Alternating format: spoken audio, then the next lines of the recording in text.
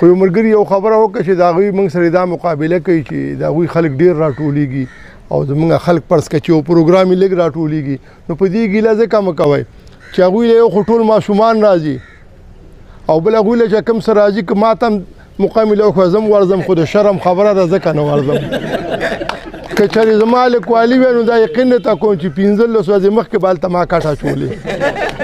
خو دا هلکان ډېر زیات بېکاره دي دا اوس هلکان خدای شته دی چې بېکاره دي نو موږ که دا لږ راټولېږو نو الحمدلله برابر یو موږ څه چې غداري ونه شي که 14 پاټۍ یو موږ او که 14 پاټۍ او که یوه پاټۍ خو موږ څه چې غداري ونه شي نه رانه مخکې ګټلې ده او نه به یې رانه اوس وګټي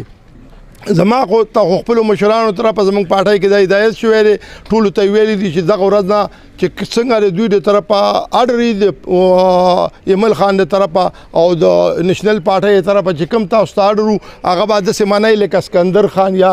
آفتاب شیرپا وي تاسو ته وکړي او